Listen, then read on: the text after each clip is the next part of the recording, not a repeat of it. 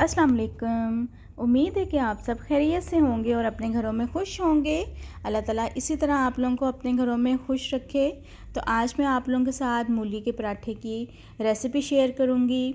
मूली का पराठा बनाते हुए अक्सर टूट जाता है, उसका पानी निकलता है बार बार मूली का पराठे के अंदर से, जिसकी वजह से जो पराठा है वो बेलते हुए भी जो टूट जाता है।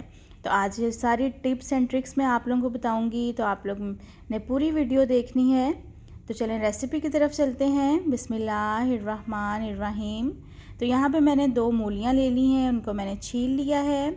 और यहाँ पे 1 टेबलस्पून ज़ीरा है, 1 टेबलस्पून पिसा हुआ खुश्क धनिया है, और यहाँ पे हाफ़ जो टीस्पून है वो कलवंजी है, 1 टीस्पून सुर्ख मिर्च है, और हाफ़ टीस्पून अजवाइन है।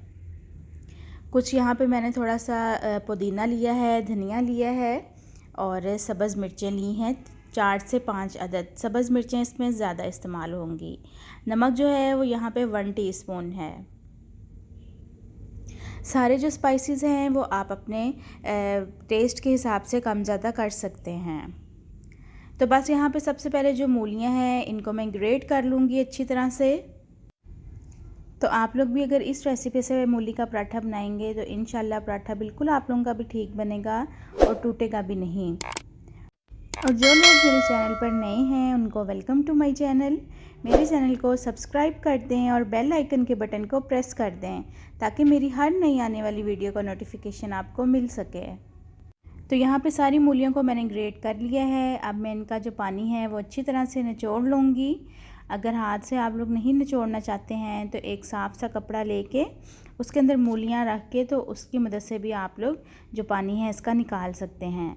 तो यहाँ पे अब मैंने इसमें सब्ज़ मिर्चें, पुदीना और धनिया शामिल कर दिया है, और साथ ही इसके मैंने सारे जो स्पाइसेस हैं वो शामिल कर दिए हैं। लेकिन जो नमक है वो मैंने अभी इसमें नहीं डाला है। नमक कब डालना है वो मैं आपको आगे जाके बताती हूँ।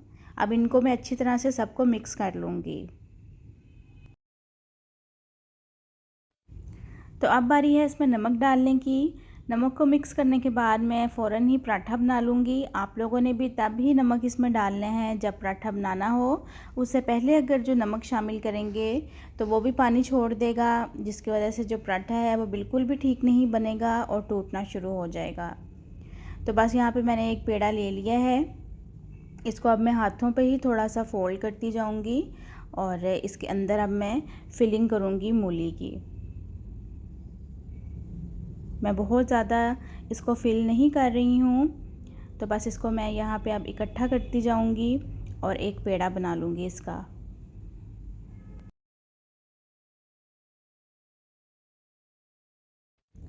पेड़ा यहाँ पे मैंने बना लिया है और इसको मैंने थोड़ा सा हाथों की मदद से फैला लिया है।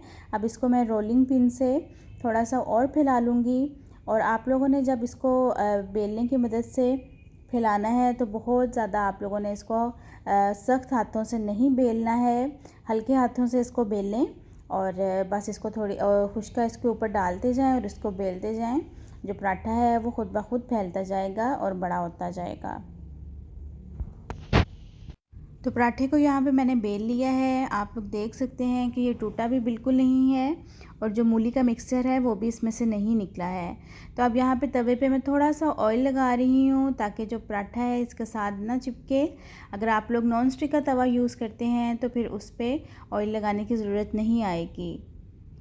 तो बस यहाँ पर अब मैं इसके ऊपर थोड़ा सा ऑयल लगा लूँगी और इसको मैं फ्राई कर लूँगी। और फ्लेम यहाँ पे बहुत हाई नहीं मैंने किया हुआ, मीडियम फ्लेम पे मैं इसको पका रही हूँ ताकि ये अंदर से भी अच्छी तरह से जो है वो पक जाए। तो ये देखें हमारा जो ज़बरदस्त सा मूली का पराठा है वो बिल्कुल तैयार हो चुका है। मैंने इस पर देसी घी लगाया था, आप लोग इस पर बटर भी यूज़ कर सकते हैं और ऑयल भी यूज़ कर सकते हैं। तो अब बारी है दूसरा पराठा बनाने की। दूसरे पराठे को भी मैं सेम पहले वाले की तरह ही बनाऊंगी और ये बहुत आसान है बनाना। अगर इसके जो कुछ टिप एंड ट्रिक्स हैं उनको हम लोग फॉलो करें और उस तरीके से बनाएं तो ये कभी भी नहीं टूटता है और इजीली बन भी जाता है।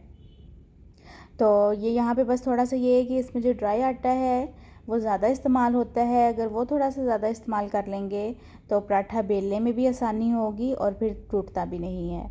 तो बस इसको भी मैं यहाँ पे ऑयल लगा के और इसको भी मैं फ्राई कर लूँगी।